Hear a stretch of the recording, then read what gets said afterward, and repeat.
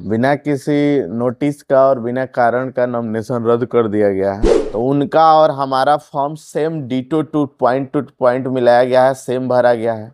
तो उनका सारण लोकसभा में उनका वैध हो गया है और वही वकील सेम फॉर्म भर के यहाँ दिया है, तो इसको अवैध घोषित कर दिया गया है। जाहिर सी बात है कि यहाँ की जो बड़ी पार्टी है, जैसे जनार्दन सिंह सिग्रीवाल और रणधीर सिंह, दोनों आदमी मिल गए हैं। क्या कुछ हुआ है आपके साथ नॉमिनेशन में? हमारा नॉमिनेशन रद्द कर दिया गया है बिना कारण का।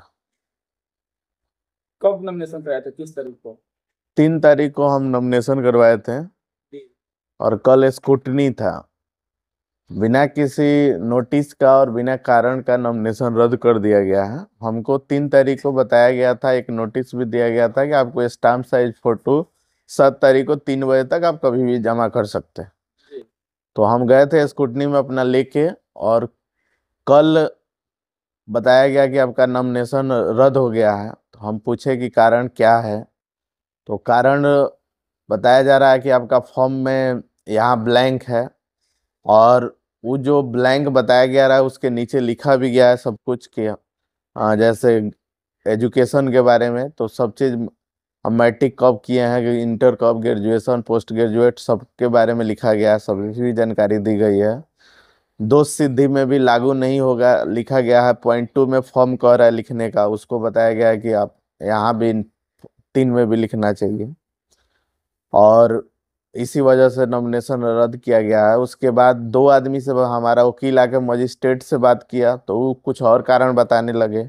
हम अंदर डीएम से मिलने का कोशिश किए, तो हमको बाद में मिलवाया गया, तो उनसे पूछे तो वो कुछ और कारण बताने लगे। दोनों आदमी मतलब 2 तरह का बात बताया। स्क्रूटनी तो इसीलिए होता है ना कि आपकी जो कुछ गलतियां होंगी उसको सही कर लिया जाए। जी। स्क्रूटनी का तो मतलब यही होता है। जी, तो ये लोग टाइम नहीं दिया। जैसे 11 बजे स्पुटनिक था, तो हम बोले कि हम ठीक है, जो आप कह रहे हैं फिर करवा के हम दे दे रहे हैं। तो नहीं, आप अगर पहले से दिए होते तब होता, आज देने से नहीं होगा।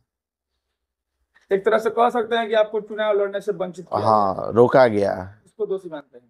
इसको दोषी इसमें जाहिर सी बात है कि यहाँ की जो बड़ी पार्टी है, जैसे जनार्दन सिंह सिग्रीवाल और रणधीर सिंह, दोनों आदमी मिल गए हैं, और मिल की वजह से ये लोग जो भी पार्ट आदमी से ये लोग का हानि दिख रहा है कि उनके लड़ने से हमको वोट कम मिलेगा, तो उस व्यक्ति को ये लोग जानबूझ के अपने ऑफिसर को पैसा खिला के, घूस दे के, और नॉमिनेशन रद्द करवाया गया है।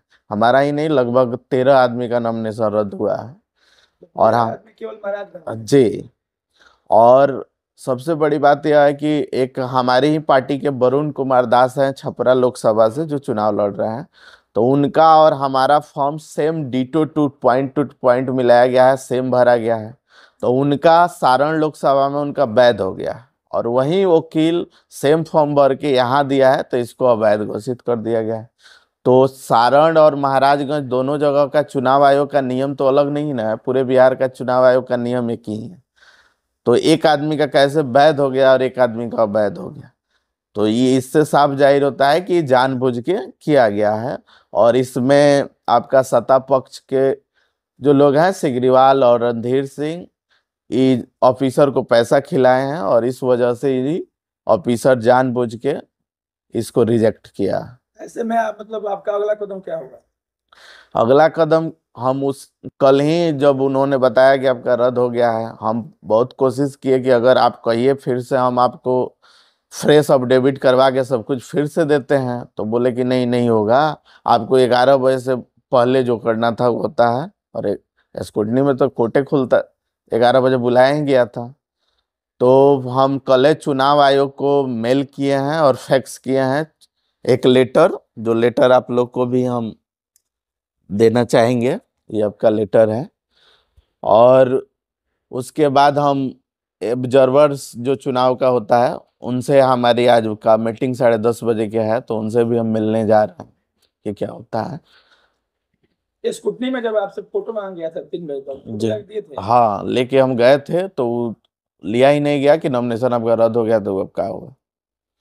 जब फोटो मंगाया गया और फिर उससे पहले रद्द कर दिया गया? हाँ, 11 बजे ही रद्द कर दिया गया था स्क्रूटनी के समय। 11 बजे उसको फॉर्म को सबका जिनका जिनका रद्द हुआ था सबको बाहर नोटिस टांग दिया गया था।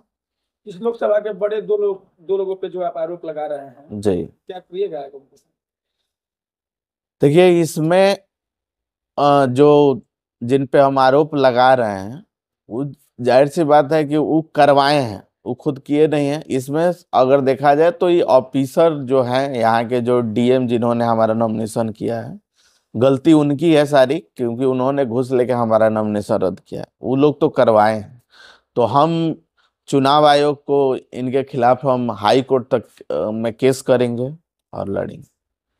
ऐसे में अगर आप चुनाव लड़ते तो उन लोग क्षति हो सकती थी, जी इसीलिए वैसे करवाया। जी, जो भी कैंडिडेट को लगा है, जैसे जिनसे बीजेपी का हानि हो सकता है, उनका चुनाव नॉमिनेशन रद्द किया है। जैसे वो लोग भी राजपूत समाज से हैं, हम भी राजपूत समाज से हैं, तो उनको ये लगा कि राजपूत का तो ये वोट ऐसे भी काटेंगे ही, इनका राजपूत का वोट तो मिलेगा ही।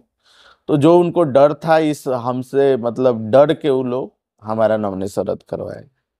चलिए, आपके समर्थकों में भारी नाराजगी है, क्या अपील कीजिएगा? अपील यही करेंगे कि हम जनता से कि हमारे साथ धोखा हुआ है, ठीक है।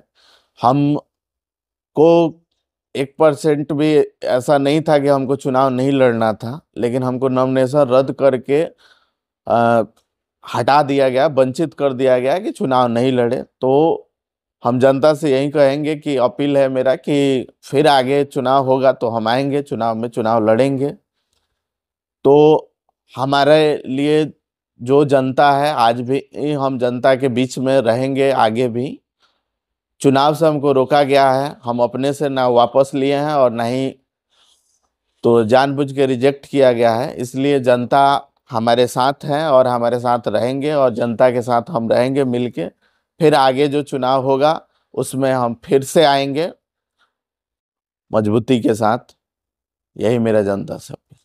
ऐसे में अगर भाजपा के लोग आपका नॉमिनेशन रद्द करवाए हैं तो जी। अपने तमाम समर्थकों के साथ, जो उनके विरोधी दल के लोग हैं, उनके साथ आप जाइएगा?